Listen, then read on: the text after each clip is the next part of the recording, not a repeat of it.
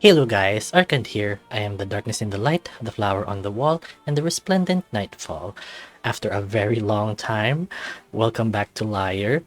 Uh, I wanted to catch up to the latest build, but I won't be pressuring myself too much on it because I missed Lyle and I wanted to see him again.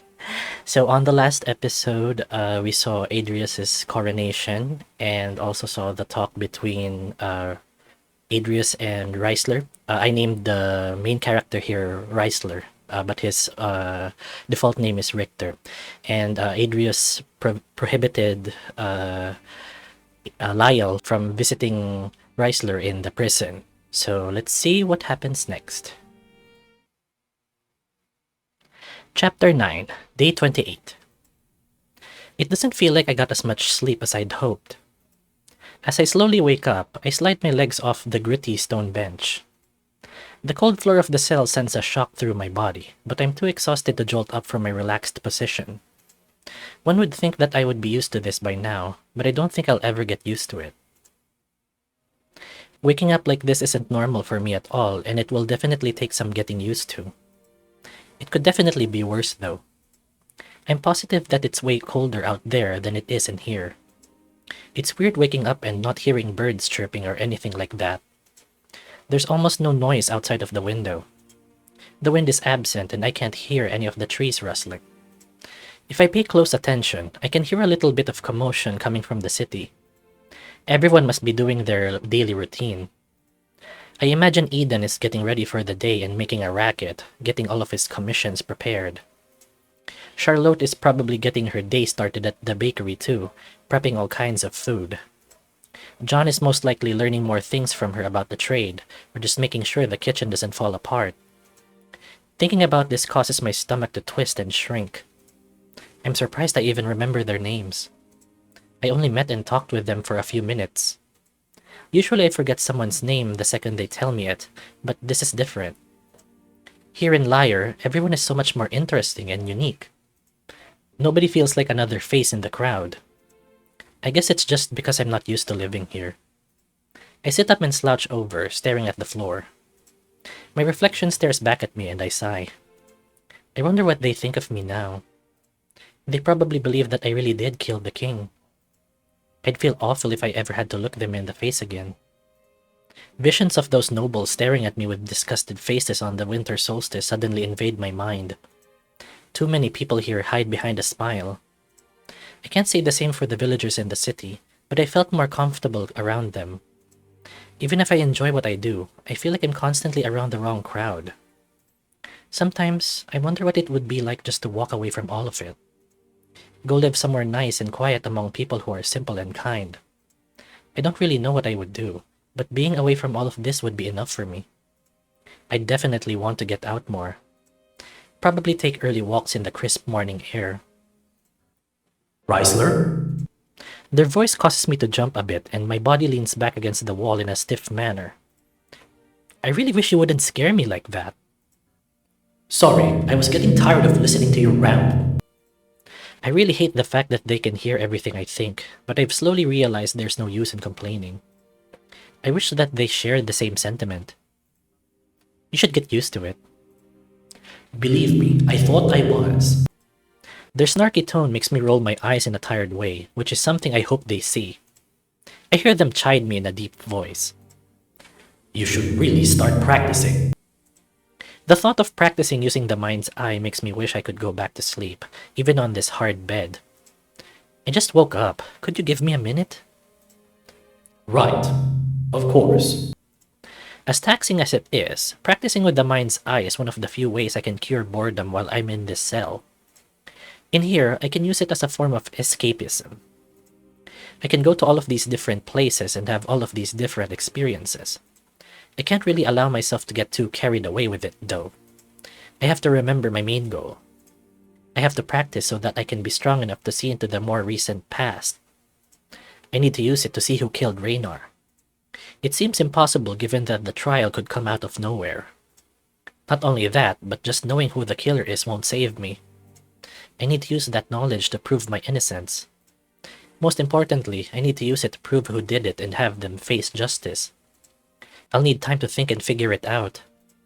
Relay information to people that can help. I can't do all of this the day before the trial. If only I could see Lyle. He would be so much help with that. I stand up from my sitting position and begin to pace around the cell, careful to step on dry ground. Now that I think about it, I've been practicing a lot. Maybe I could try figuring out who killed Raynar. There's no harm in trying, I guess. Wrong. Another abrupt word from Tygren causes me to stop in my tracks. There is a severe amount of harm in trying. How? I'm going to have to try eventually, aren't I? You just need to trust me. You aren't ready yet. Something like that takes a lot of practice, skill, and focus. With luck, you'll be able to get to that point in time. But until then, you need to start smaller. Hearing them say all of this angers me slightly. I've trusted them so far, but I always have this feeling in the back of my head that they're hiding something from me. They probably know this is how I feel, but I'm not about to bring it up with them. The fact that they can't tell me everything makes me even angrier. It doesn't seem right. I let out a sigh of defeat. Fine. I'll trust you, but you'd better not give me a reason not to. I can try. I sit down on the floor, crossing my legs and slouching over. They always have to have the last word, I guess. Staring into one of the puddles, I can see the reflection of the window. Dim sunlight shines into the room, giving everything a chilling glow. Is there anything in particular I should start with? That's your choice, but I would try to be a bit more imaginative. Lately, your visions have been a bit too personal. They've also been based off of recent experiences or confrontations. And there's something wrong with that? Somewhat. You need to truly try and test your boundaries. Reach out beyond the horizon and take hold of a memory or feeling. It could be an experience you've always wanted to have, or something lived by someone you met a long time ago. Something near and dear to your heart. They pause to take a breath. Or something new. Visions like this, they're like fuel for my avatars. I press my finger into the dirt on the floor and draw a line. Is there a reason why that happens? It just helps. I wipe the dirt off of my finger and lean back. Okay, I'll try. I feel a warmth run through my body as I relax and concentrate. I try to think about home. The sunny days and tall white towers. The rolling hills by the cliffs and sandy shores.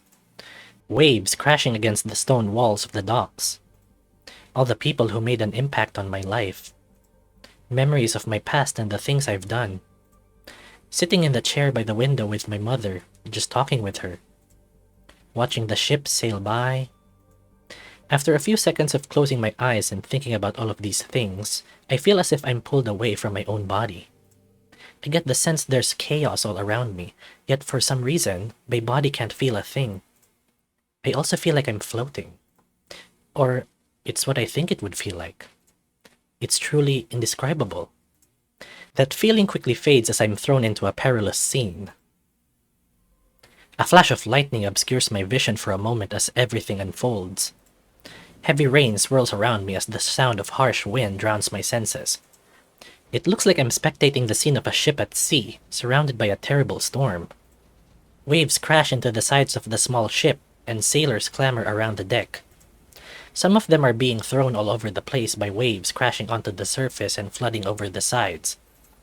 Most of the sails have been rolled up as well. The ship looks old too. It's nothing like the ones I see coming in and out of the harbor in Erin. It almost looks archaic. However, my body seems to be tethered to a single sailor. He's a monkey with light fur that looks like it's been bleached by the sun. His skin is a dark pink color too. Okay, just take some time to appreciate that.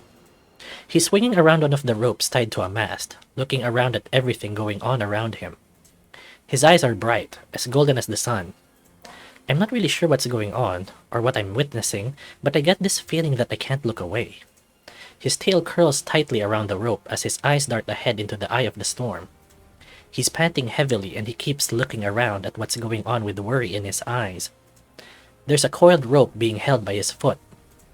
I always thought it was cool that monkeys could do that so well. Lightning strikes again and the boom echoes throughout the deep abyss of the open sea, casting a bright light among the clouds and across the rolling surface of the ocean.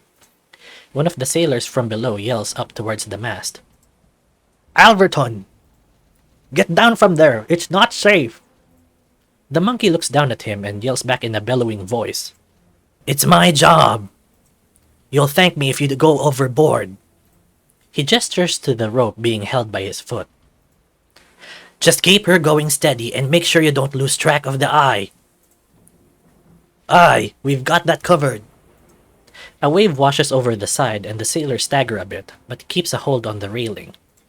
Another sailor yells out among the crew. "We should have never listened to you, you know. It's not safe to go this far out from home. We should have never left the shores." Alverton looks down with an annoyed face. "Save the lecture for when we're in the clear, would you? It'll be worth it in the end with the haul we've made." "As far as I know, that haul you speak of probably fell overboard not too long ago. And I don't feel like joining it." Alverton tightens his grip on the rope and looks ahead with a determined gaze. "Just a bit further." He says this to himself, making it hard for me to hear. I float around him a bit more, not really having control of the direction I'm going, but staying within a general distance of his figure. It's like I'm some sort of spirit. This is really weird. I thought I was supposed to experience these things from the perspective of others. Why am I not in a body right now? Tygren told me to test my boundaries, but I'm not sure if this has anything to do with what's happening. All of the visions I've willingly had so far have been about people I've had some experiences with. Yet, I feel some sort of connection with this monkey, even though I don't know him. Could he be a sailor from Erin that I've run into before? It doesn't seem likely given how old this ship looks, but it's the only explanation I can come up with. I snap out of my thoughts and go back to focusing on the scene playing out before me. He grips a simple-looking necklace that's tied around his neck on a string. Then it happens. There's this moment where everything seems calm.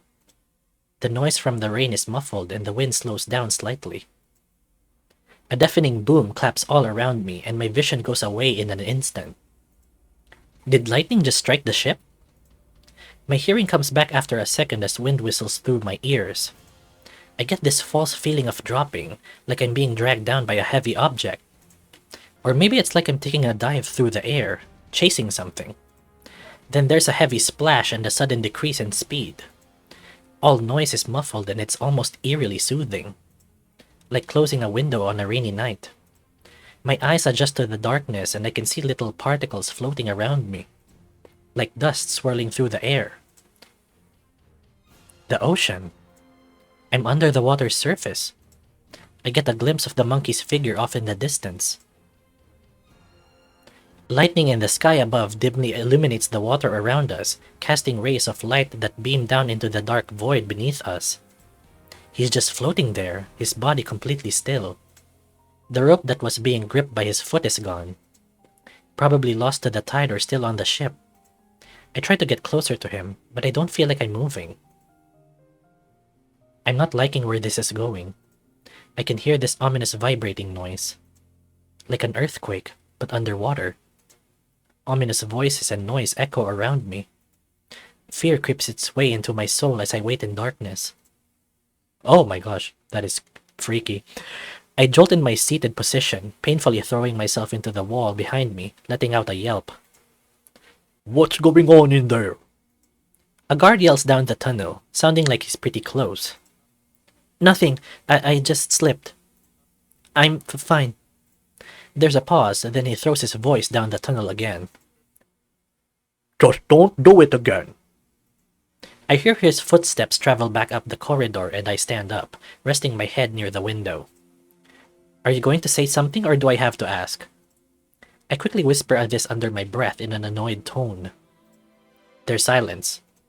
It's a very long silence and at first I think they didn't hear me. Then they speak up. "There are just some things that I'm not allowed to explain to you." What the hell was that? Who was that? Why were you there? More silence. Look, I've been nice so far. I've been going along with all of this knowing that I could very well be in a lot of trouble. The least you could do is be truthful with me. This gets them to speak up. I am being truthful with you. It doesn't really feel like it. I hear them take a deep breath. Reissler, please. I've already explained all of this before. I am held back from doing certain things. Saying certain things. It could cause a lot of trouble. It's not my place to give you knowledge, only the ability to seek it out yourself. I grip one of the rusty iron bars in my fist, running my other hand down my face. A little bit more facial hair prickles my hand than usual, reminding me how long I've gone without taking care of myself. I'll probably have a fully grown beard by the end of this. You just need to trust me. I grip the bars on the window harder. I'm really tired of hearing you say that. I have several reasons not to. Forgive me for being irrational, although I don't really see it that way, but you've been nothing but suspicious. And you think I want to be? I don't know, but none of this is working in your favor. That book Leaf brought down said that people who have your power die. Is that going to happen to me? Are you just here to escort me into an early grave? No, I'm not. Who's Alverton? More silence as they ignore my question and try to change the subject. All will be revealed, I promise. Is he a past avatar? Someone whose mind you invaded long ago? You know that I can't answer that. What were you doing there? There's a deep sigh and more silence. I really didn't want to believe it, but it feels like you're lying to me about something. Something really important. They don't answer. That's when I hear footsteps pacing down the tunnel. They're light and sturdy sounding, like they're walking very fast. I back away from the window and sit on the ground in front of the door, leaning my back against the rough wall. We'll talk about this later. I say this under my breath so that whoever is coming doesn't hear me. It's a tough game I play, talking with Tygren while I have no privacy. The guards can't really hear my hushed whispers from here though, so it works for now. I could speak with them in my mind, but it takes a lot of getting used to. The footsteps get closer and I can't help but get a little anxious. Hopefully it's not Adrius again, down here to patronize me even more than he already has. The repetitive noise doesn't sound like his hooves though. It's a sound I'm all too familiar with. The sound of someone wearing shoes. The steps slow to a casual walk and then she comes into view. Liz stands there in front of the cell door looking at me. She has this face that looks like she's trying to find what to say. You look a lot better than I thought you would. Thanks? Sorry. It's just the way Prince Adrius described you. He exaggerated a bit. King Adrius. Yes. And how is our new king? My tone comes out a bit more dry than I wanted it to. She gives me a perplexed look. I can't tell if she's surprised I'm showing any hint of concern, or if she's shocked I have the gall to mock him in front of her. He's obviously distraught and finding his own way to cope with it. But that's the thing. It's like he's still a prince. Nothing's really changed yet. Yet. She throws her head back in an exhausted manner and runs her hands through her auburn hair. Why am I talking about this with you? I don't even know you, and you're suspected of killing our king. She leans back against the wall and looks down. I know that Lyre tried to convince you that I didn't do it. He also said that you even considered it. What of it? Well, for the record, I didn't do it. She cocks an eyebrow at that remark. But why would you believe me? She throws her hands to her sides and looks at me incredulously. I don't believe you. I believe Lyre. He's extremely loyal to this kingdom and I know that he would never betray it. Even if he lets his feelings get in the way. So if he trusts you, then that gives me reason to at least consider it a possibility. Well, that's very nice to hear. Sadly, I don't think it will help me. She lowers her head and exhales. Why have you come down here? She slumps against the wall slightly. The first reason? I was curious. The whole situation seemed completely outlandish and I had to see it for myself at least once before the trial. What's the second reason?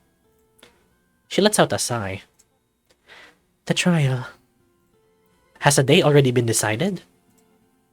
Yes. The trial will take place 9 days from now. 9 days? I jolt up from my sitting position. The information hits me like an arrow through the back. No, no, no. I know. Adrius wants it to happen at the earliest. This is just enough time for everything to be prepared, so it's quite literally happening as soon as possible. I'm really sorry, but I thought you should know. I walk over to the stone bed and sit on it, leaning against the wall and looking up at the ceiling. Liz is no longer in my sight, but I can still feel and hear her presence on the other side of the bars. Are you okay? I don't answer her at first. You remember how I said that Raynar spoke very highly of you? Yes. She takes a deep breath. That was an understatement. He saw something in you that even I can't explain. I hear her take a couple of steps away. If you truly didn't kill Raynar, then don't take that for granted. She pauses waiting for a response from me, but I don't give her one. My mind is racing with the idea that I only have 9 days to figure this out. What she said about Raynar resonates with me, though. Take care of yourself, Lord Reissler. She walks down the tunnel, her footsteps fading away. After a while, silence fills the tunnel once more. The trial is only 9 days away, and I have nothing to help me yet. Lyle's forbidden from seeing me, so I can't get his help either. I can't train any faster, and it feels like I'm getting nowhere. Visions of Raynar cloud my mind as well.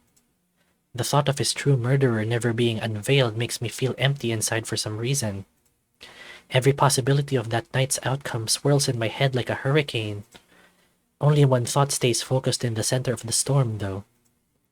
How I could have prevented this from happening. What the hell am I gonna do? Only one option comes to mind.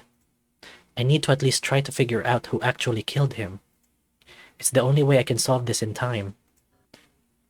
What did I tell you earlier? Tygren, I only have 9 days! Even you understand that it would take a miracle to get out of this. Including the one that I already have. You need more practice. I have to try, Tygren.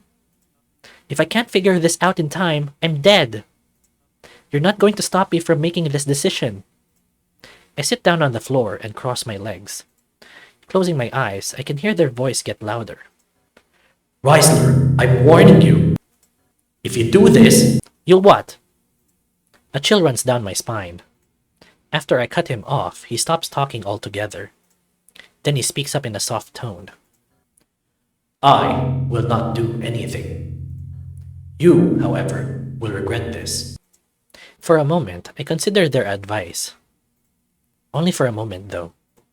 For the past 5 minutes, my life feels like it's rushed to a sudden stop. I'm at the top of the figurative stairs and in front of me lies the inevitable.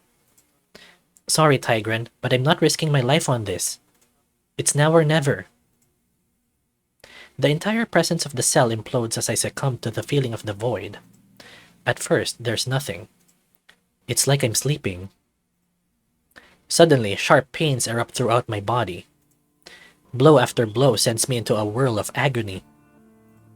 My body feels like it's being ripped through all of reality as I know it. It's almost indescribable. My very existence is being torn in two as I delve into the past. Then I'm falling. The black void doesn't let up as I'm thrown to the hard floor. I get the feeling of recovering from falling out of bed, but it's 100 times worse. This is all accompanied by loud crashing sounds. My whole body ruptures in on itself. The blurry darkness fades away as my eyes flicker open. Did it work? I feel like I'm slumped up against something and I can only see the window and a bit of the wall. I'm definitely in Raynar's body. I don't really get time to assess my surroundings as a terrible pain strikes through his body. Nothing else matters in that moment as my entire being is filled with all kinds of emotions and feelings. It's like someone took my insides and crushed them in their hands. My soul feels like it wants to cave in on itself, but the body I'm in just lays there. I can feel some sense of Raynar trying to get up, but the overwhelming amount of emotions and pain clouds that. Fear, anger, shock, sadness. Not to mention the unbearable suffering that works through my body like a wreathing snake. It's a hot searing pain like someone's holding a torch to my chest. I can feel the blood rushing down my chest in a thick, heavy stream. I've been cut and gashed before, but this is nothing like that. I want it to stop, but I can't let that happen. As much as I want this to be over with right now, I have to see it through to the end. If I could feel my own heart, I'm sure it would be racing in my chest. Raynar's certainly is. With every single beat, I can feel more blood gush out of the wounds in his torso. It's agonizing, but I need to keep going. Everything seems normal so far. Nothing twisted or blurry. It all feels as accurate as it could be on that night. He struggles to lift himself into a sitting position, but only manages to turn his head. He's letting out several pained gasps and sounds, like he's trying to say something but it only comes out in mumbled noises. It's devastating. I can't help but feel sorry for him. And yet, a deeper feeling eats away at my thoughts. Something worse than sorrow. He didn't deserve to die like this. His vision falters for a moment, but he manages to stay conscious. Outside the window, snow whirls by, wind beating against the glass. The shimmering aurora on the horizon peeks through the stormy clouds and casts an ominous green moonlight throughout the room. In that emerald light, I see them. A figure in a dark and shiny leather cloak approaches from the foot of the bed. The hood casts a shadow over their face, so I can't quite make out who they are. Okay, just looking. They have to show their face at some point though, so I hold on. They slowly walk towards the body slumped on the floor in front of them. They're covered in blood all over the front of their body and brandishing a long pointed dagger. It's the exact dagger from that night. Seeing the weapon that caused these wounds makes them hurt even more. The gnarled shape of the blade would make even the strongest man writhe in agony. Blood runs down to the base of the blade and drips past the guard and onto the floor in front of them in dark puddles. None of the blood seems to be seeping into the clothing. It just flows right off in thick streams. They hold the tip of the blade close to their face as if looking at it, though I can't know for sure. Their hands start to shake slightly, but steadies as they turn and look at Raynar. I can't even see their eyes, but I can feel their vision piercing into my soul. Another strange thing is the fact that the curtains are flowing like there's a light breeze. But the window isn't open. The pain that was once unbearable is now slowly beginning to numb as I feel Raynar's body lose its hold on life. The feeling is terrible, and I wouldn't wish it on my worst enemy. His vision is beginning to become more and more blurred, eyelids wavering. Oh! It looks like a person. Lightning strikes outside of the window, and I get a glimpse of their face illuminated in the contrasting light for just a moment. It's not enough to be able to tell who they are, but my eyes are slowly adjusting to the darkness. Their face looked human from what I saw. Yeah, it did look human. There it is again. It's a male human, I'm certain of it. Not only that, but they look familiar too. But no. That's even more strange. I don't think I've met a human male in Lyre. Not well enough to recognize one for that matter. Something about this isn't right. It's hard to think with this excruciating pain shooting through my body, and all of the emotions overwhelming my senses. As I focus on trying to reorient myself, Raynar's eyes finally adjust to the darkness of the room. What I see next is the true horror. Oh my gosh. No. It's me. I almost don't want to believe it. I don't even want to see it. But there I am, staring back at myself. I'd say it's like looking in a mirror, but it's far from it. Because when he stares back, he only sees a deer. And I can see it on his face. My face. This can't be real. He has a cold and analyzing gaze. Eyes shining a tense green, his warm skin looks pale in the dim moonlight. This isn't right. I know I didn't kill Raynar. This vision is wrong. Tygren was right. I should have listened to them. Raynar's eyes finally give up, and I feel his body being drained of its life. I can't see anything, but I'm still there. The scene marches on around me. The doppelganger's presence moves behind Raynar, and then he's lifted up and forward by his antler. I can feel something cold being pressed to his neck. Then it drags across the fur and skin, going deeper and deeper. A scorching hot pain overwhelms my throat, followed by a sharp and unbearable jolt. No! Oh, that was scary. My mind is torn out of Raynar and I'm back in the cell. I'm laying on the ground in a fetal position, tears streaming down my face.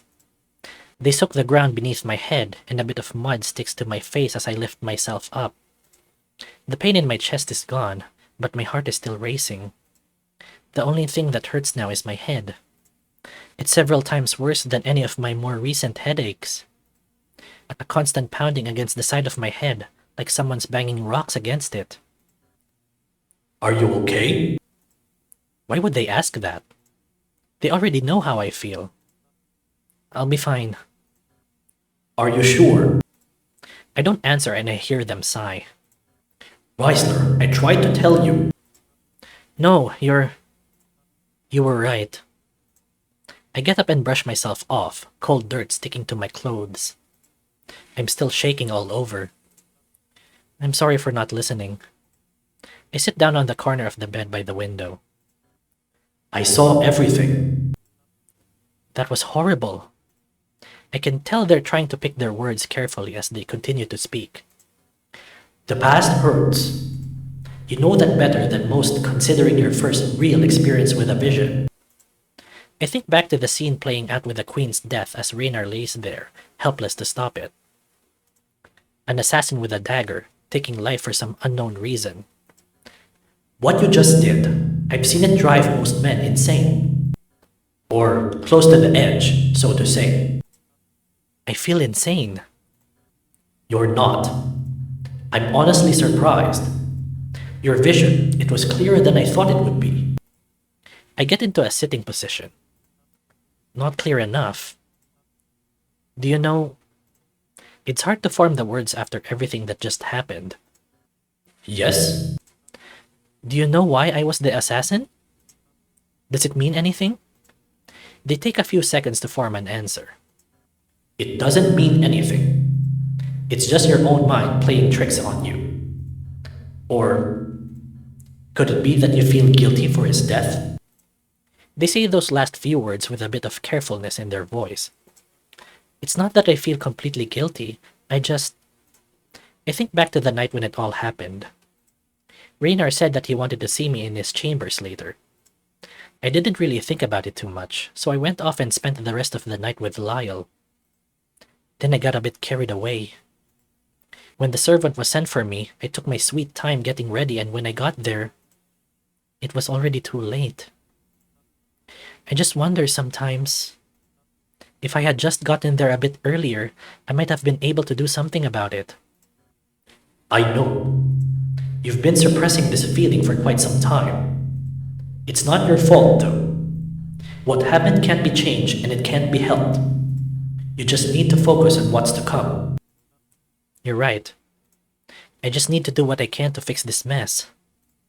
Make sure the future isn't as dark. That reminds me. Before I can ask them anything, I become more aware of the sound of armor clanking together. It sounds like a guard is pacing around the tunnel. Hang on. I don't want any more interruptions. I close my eyes and concentrate. Then within seconds, I'm in the mind's eye. Come on out, Ty. I haven't been called that in a long time. I won't call you that if you don't want me to. Reissler, I couldn't care less what you call me. Okay. Can I ask you a question? Of course. You know that book Leaf showed me? Yes? It said something about your purpose. Something about how you're here to guide everyone to a brighter future. Yes, it did say something about that. What of it? Is it true that you know what's going to happen? In the future? They take their paw and brush it along the scales on their arm, giving it some thought. In a way, yes. But it's a bit more complicated than that. How so? Think of it like this. They place their finger on one of the scales on their arm. You believe there to be a single future that can be altered depending on choices made in the present, correct? I suppose. Well, that's not entirely true. With this, they slightly lift the scale, making the others in front of it lift up a bit as well. There are so many possible futures. They're all playing out separately from each other, and every single one is different from the last in some way. The scales on their arm begin to bristle and create waves across the surface. It's mesmerizing. Each prediction and every decision leads into another, creating the flow of time. One future is not entirely discarded, but simply forgotten. These futures cannot be predicted long-term, however. They guide their hands over their head, as if gesturing to all of these different realities. We can never truly tell which future will come to be or which event is going to take place. We'll never know it's true until it happens. We? They lower their arm and gaze down at me with a disturbed look. Referring to mankind. Right. Does my future look bright? They let out another sigh. If I could tell you, I would. But sadly, I can't. That's why you have to trust me. I still don't like how much you hide from me. Even when you don't have to. They take a long, deep breath before speaking. I'm not trying to hide anything from you. I'm trying to protect you. From what? From everything. You're protecting me from everything? Reissler, I've been doing this for countless years. And I've had a long time to make many mistakes. A lot of mistakes. A pair of their arms hang limp at their side. Gods aren't perfect, Reissler. And I'm the best example. I take a few steps toward their towering form so I can get a bit closer. Yes, but you've done a lot more good than bad, right? They look at me with a downhearted gaze. Of course, but that can never make up for all of it. Their chest heaves and they relax a bit. This is what it is, Reissler. This is what it is to be a god. They are sheep and you are their shepherd. Except there is no wolf. Only the sheep. And you sit there trying to stop the rams from killing each other. To no avail. For only a moment, I catch a glimpse of sadness in their eyes. It quickly fades away, however. I never thought of it like that. It's just the way things are. Us gods can only help from the shadows. We cannot interfere with mortal affairs too much.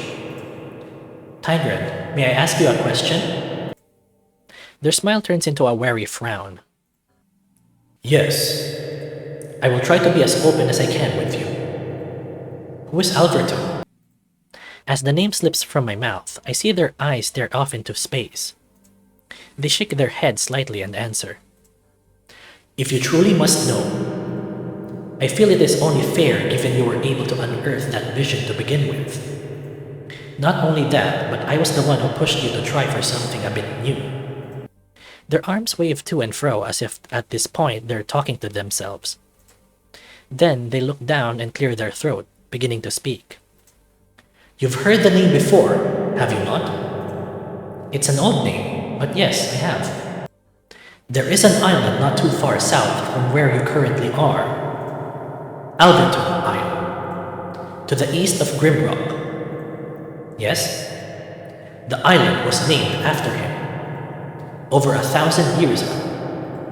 1,000 years? I didn't want to believe it at first, but it all makes sense.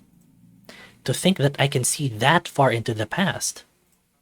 Was I right earlier? Is Alverton one of your avatars? A thoughtful look glazes over their eyes. Alverton was the first. He was my first avatar. What were you doing in that vision? They crossed their arms. Instead of asking questions, just let me tell you what I know I can. Okay. They lower their arms and continue with a slight sigh. He was not only my first avatar, but the introduction to my existence. I would have done anything for him. Even considering he's the reason. The reason for what? This is why I don't like to tell stories. Their faces frozen as they whisper this under their breath, but they continue. Nothing. The point is, you have a lot to thank them for. And a lot to learn from them. I believe it to be beneficial for you to study their past. Study their past? Shouldn't I be focusing on studying Raynar's past? Of course. But when you find the time, I would suggest looking into his past. The mind's eye starts to slowly fade around me. Wait, I just have 2 more questions. Yes? First, when I was seeing into Alverton's past, I wasn't viewing it from his perspective. I was just floating around him, like a ghost. Is that because he too is an avatar? Tygren places a hand under their chin with an impressed look. Very good observation. Yes, that is the reason. And my last question. Would it be better if I tried to see that night through the killer's perspective? They tilt their heads slightly and raise a hand. No. It would be even more difficult. You know King Raynar was killed on that night, so it's easier to envision it. But you don't know who the killer was. Trying to see a vision of that would be much harder. You'll learn that this applies to most visions of the past that are so recently laid out on the flow of time. That makes sense. Another reason I'm regretting that proposal is the fact that I'm not very eager to play out the scene of killing Raynar. Even if I'm not the one doing it. Okay. I think I'm ready to leave now. I need to rest after everything that just happened. They nod. Very well. I'll leave you with some advice before you go. Your only limit is your mind.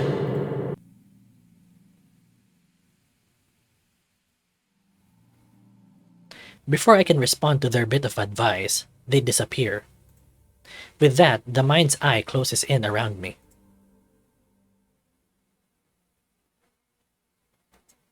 And just like that, I'm back in the cold yet hot and humid cell. The sun is still high in the sky and there isn't a cloud in sight. The clanking sound of armor that I remember hearing before seems to be getting louder. Whoever it is, they're getting closer. It's weird coming out of the mind's eye with not a second of time passed. A guard rounds the corner and drops a tray to the floor. It's not high enough to mess up the meal, but it still rattles around. Here's your food. There's a wooden cup of water and a bowl of porridge with some greens on the side. A piece of parchment placed on the tray slowly drifts to the floor and lands in a puddle. The guard lightly kicks the tray so that it slides underneath the barred-off door. He then laughs to himself softly as he walks away toward the entrance of the dungeons. I rise from my seat and go to pick it up. Water drips from it, but it's still legible. Okay. Let's read it. Everything is going to turn out okay. I promise you this.